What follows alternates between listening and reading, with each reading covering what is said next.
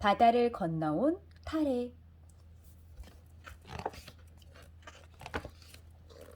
신라 땅 바다 건너 멀리 떨어진 곳에 용성국이라는 나라가 있었습니다. 이 나라는 28명의 용왕들이 대를 이어 다스리고 있었어요. 이들은 모두 사람의 모습으로 태어나 5살, 6살이 되면 왕의 자리에 올라 나라를 아주 평화롭게 다스렸답니다. 28명의 용왕 가운데 함달파 왕이 용성국을 다스릴 때였습니다. 함달파 왕은 정려국이라는 나라의 공주를 왕비로 삼았습니다. 그런데 왕비는 오랜 시간이 지나도 왕자를 낳지 못했지요. 왕과 왕비는 걱정의 태산 같았습니다. 안 되겠소. 그냥 기다리기만 해서는 왕자를 얻지 못할지도 모르니 신께 기도를 올립시다. 함달파 왕과 왕비는 기도를 드리기 시작했습니다. 왕자를 갖게 해달라고 하루도 쉬지 않고 간곡히 빌었어요. 그렇게 7년이 흘렀습니다. 그 정성에 하늘도 감동했는지 왕비는 드디어 아이를 갖게 되었어요. 그런데 이게 어찌된 일일까요? 왕비는 커다란 알을 하나 낳았습니다. 깜짝 놀란 함달파 왕은 급히 신하들을 불러 모았습니다. 아무래도 좋은 일이 아닌 것 같으니 그 알을 다른 곳으로 보내시오.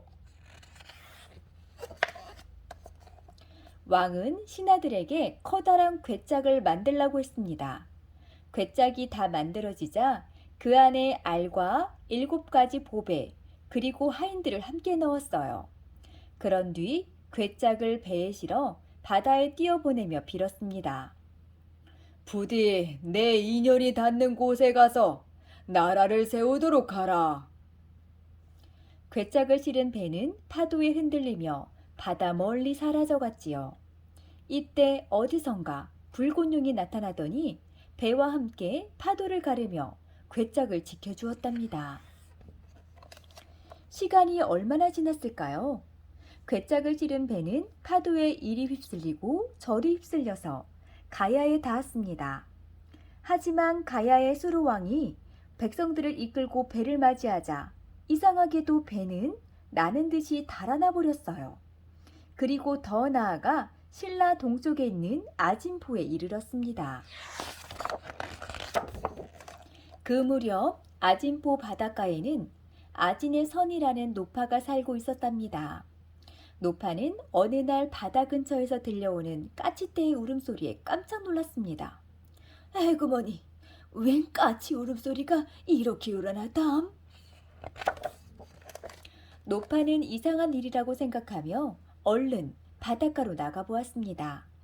바닷가에는 웬 낯선 배 한 척이 있었고 그 위로 까치가 떼를 지어 날고 있었어요. 노파는 조심스럽게 배로 올라가 안을 살펴보았습니다. 배에는 커다란 괴짝이 하나 있었는데 길이가 무려 20자나 되었고 너비도 13자나 되었답니다. 대체 이 안에 무엇이 들어있을까? 노파는 무척 궁금했습니다. 하지만 그렇다고 섣불리 괴짝을 열어볼 수도 없었지요. 괜스레 무슨 나쁜 일이라도 생기면 큰일이니까요. 노파는 궁금해서 더 이상 견딜 수가 없었습니다. 결국 하늘의 허락을 구하고는 떨리는 손으로 괴짝을 열었지요. 그 순간 노파는 깜짝 놀라고 말았답니다. 괴짝 안에는 아주 단정하게 잘생긴 사내아이가 있었습니다. 그 옆에는 눈이 부실 정도로 화려한 보물들과 아이를 보살피는 하인들도 있었지요. 아, 보통 일이 아니로다. 노파는 그렇게 생각하고 얼른 아이를 집으로 데리고 갔습니다. 그리고 조심스럽게 물어보았어요. 어디서 오셨소? 대체 누구요? 그러나 괴짝에서 나온 아이는 아무 말도 하지 않았습니다.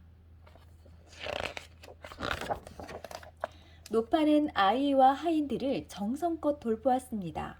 그러다 7일째 되는 날 아이가 마침내 입을 열었지요. 나는 용성국의 자손입니다. 하지만 알로 태어나 버림을 받고 여기까지 흘러왔습니다. 부왕께서 나를 불쌍히 여기셔서 7가지 보배와 하인들을 함께 보내주셨지요. 그리고 인연이 있는 땅을 찾아가 가문을 이루고 큰 인물이 되라고 하셨습니다. 이 아이가 알을 깨고 태어났기 때문에 아이의 이름을 타레라고 부르기로 했습니다. 노파에게 자초지종을 설명한 타레는 하인 둘을 데리고 곧장 동학으로 올라갔습니다. 그리고 그곳에 돌로 집을 짓고 7일 동안 머물면서 살만한 곳이 있는지 살펴보았어요. 어디가 좋을까? 옳지, 저곳이라면 오래 살만하겠구나. 타레는 초승달처럼 생긴 땅을 발견했습니다. 그곳은 서라벌의 중심인 데다가 경관도 좋았지요. 하지만 그곳에는 이미 다른 사람이 살고 있었답니다. 바로 높은 벼슬을 하고 있는 호공이라는 사람이었어요. 그래서 타레는 꾀를 하나 짜내었습니다. 날이 저물자 타레는 몰래 호공의 집에 가서 주변 곳곳에 숫돌과 숯을 잔뜩 묻어놓고 나왔어요. 다음날 아침 타레는 호공의 집 문을 두드리며 당당하게 말했어요. 이 집은 오랜 옛날부터 우리 조상들이 살아왔던 곳이오. 그런데 일이 있어 잠시 집터를 비운 사이에 그대가 집을 짓고 살고 있으니 이제 돌려받아야겠소. 뭐라고? 지금 나더러 집을 내놓으란 말이냐? 호공은 놀라서 되물었어요. 그러자 타레는 여유있게 고개를 끄덕였지요. 하지만 호공도 쉽게 물러서지는 않았습니다. 결국 두 사람은 결판을 내지 못하고 재판관을 찾아갔습니다. 조승달처럼 생긴 땅에 있는 집은 분명 제 집인데 이 사람이 느닷없이 찾아와 내놓으라고 하고 있사옵니다. 아니옵니다. 그 집은 저희 조상들이 살던 집이옵니다. 호공과 타레는 서로 자신의 말이 옳다고 소리를 높였습니다. 그러자 재판관이 타레에게 말했어요. 내 말이 사실이라면 마땅히 증거를 대야 할 것이니라. 내 조상들이 그곳에서 살았다는 증거를 댈 수 있겠느냐? 증거라면 얼마든지 있사옵니다. 저희 조상들은 예전에 대장장이었는데 잠시 이웃마을에 머물렀던 것이옵니다. 땅을 파보면 그 흔적을 쉽게 찾을 수 있을 것이오니 어서 그 집 주변을 파서 사실을 밝혀주소서. 재판관은 타레의 말대로 집 주위 곳곳을 파보게 했습니다. 그러자 정말로 대장간에서나 볼 수 있는 숫돌과 숯이 나왔지요. 일이 이렇게 되자 호공은 어찌할 줄 모르고 얼굴을 붉혔습니다. 재판관은 판결을 내렸습니다. 이 젊은이의 말이 사실인 것 같소. 호공은 곧 집을 비워주도록 하시오. 호공은 억울했지만 어쩔 수 없었습니다. 이렇게 해서 타레는 호공의 집에서 살게 되었지요. 뒤에 타레의 성이 석이 된 것도 바로 이 이야기와 관련이 있답니다. 타레가 이것이 옛날 우리 집이요 하면서 호공의 집을 빼앗았기 때문에 성을 옛날을 뜻하는 한자인 석이라고 했다는 것입니다. 타레가 꾀를 써서 호공의 집을 차지했다는 소문은 고 신라의 왕인 남의 차차웅의 귀에까지 들어가게 되었어요. 왕은 타레를 불러 말했습니다. 허허, 그대의 지혜가 놀랍소. 보아하니 예사로운 사람이 아닌 듯한데 내 곁에 머물면서 나라를 다스리는데 도움을 주지 않겠소. 거두어만 주신다면 몸과 마음을 바쳐 충성을 하겠나이다. 왕의 신하가 된 타레는 뛰어난 지혜로 나라의 어려운 일들을 척척 해결해 나갔습니다. 그리고 왕의 총애를 받아 막공주와 혼인까지 하게 되었답니다. 남의 왕은 사위인 타레를 아들처럼 여기고 무척 아꼈답니다. 그래서 세상을 떠날 때에도 이 같은 유언을 남겼지요.